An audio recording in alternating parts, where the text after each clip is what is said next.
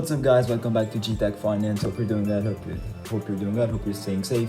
So we're here for another video. So stock market kind of bounced back from today. It's great news. So we have Tesla, which is up 3.5%, and most of all, we have Bitcoin going from a negative 2% to a positive 2.6, which is absolutely great. So how is this explained? Let's start with Bitcoin. So Bitcoin is first thing first. So Bitcoin actually is doing well after the Morgan Stanley news. So right now, Morgan Stanley is the first big the first big US company to start accepting Bitcoin. So this is great.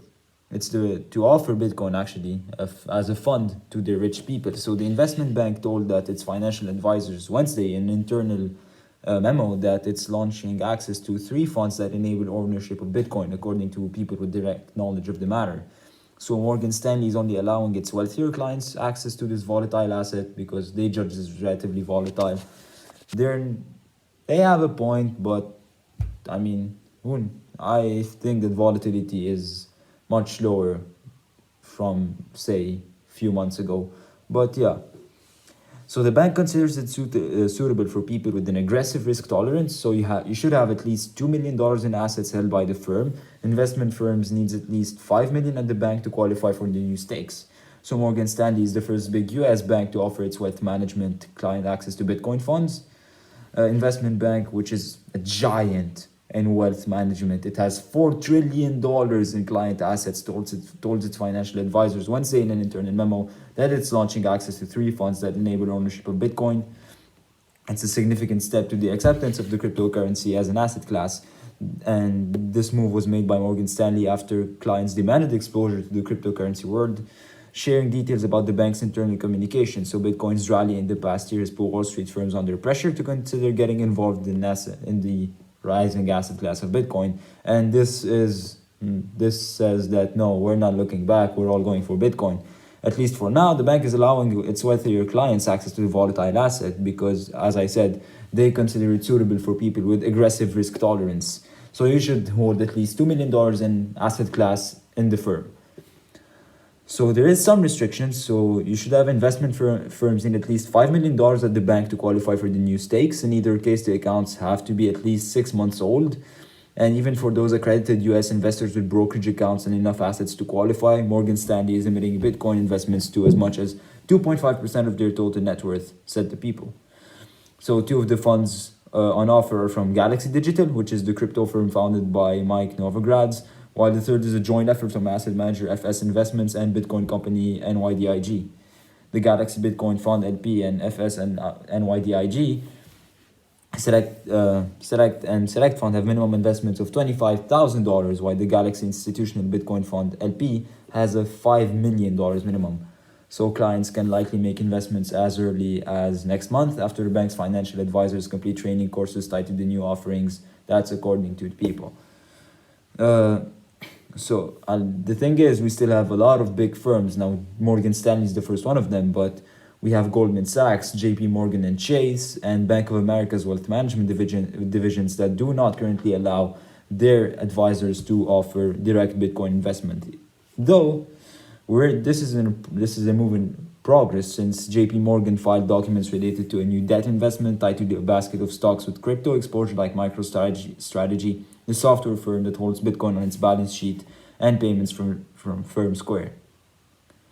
Now, the second thing for why actually stock market's green today is Jerome Powell, because he reiterated his easy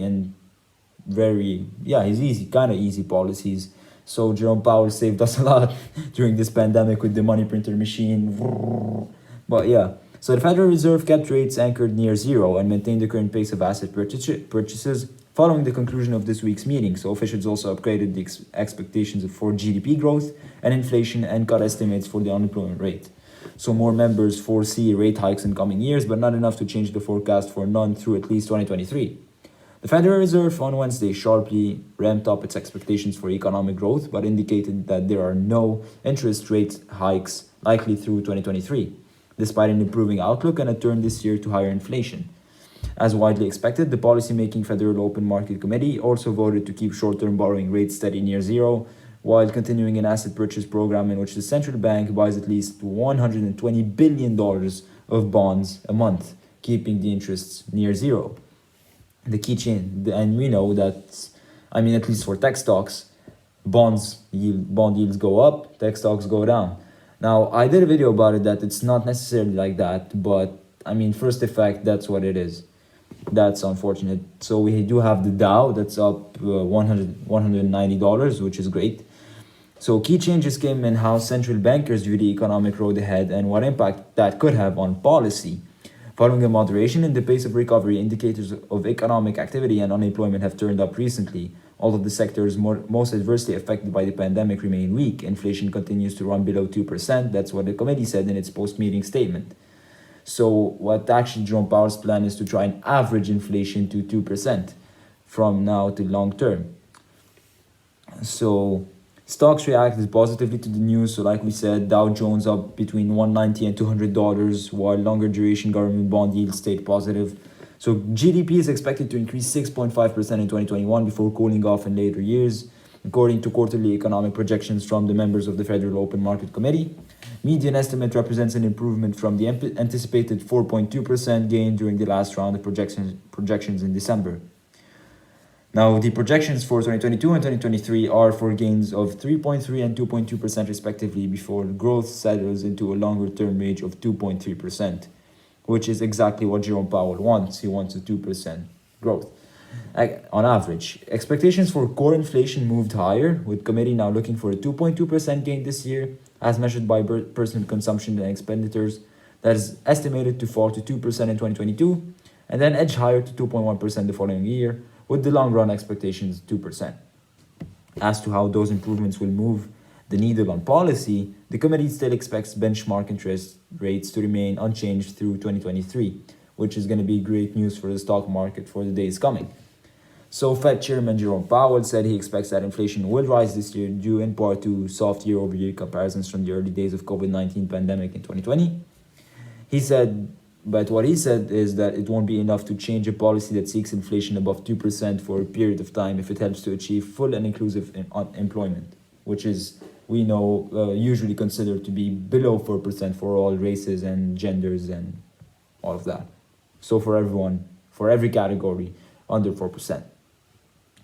So what he said, I quote, "I would note that a transitory rise in inflation above 2%, as seems likely to occur this year, would not meet the standard." That's what Jerome Powell said. So we have more members that see hikes ahead. So there was some hawkish tilt to member expectations for rates, but not enough to change the forecast. So 4 of the 18 federal of, how's it called again, the committee,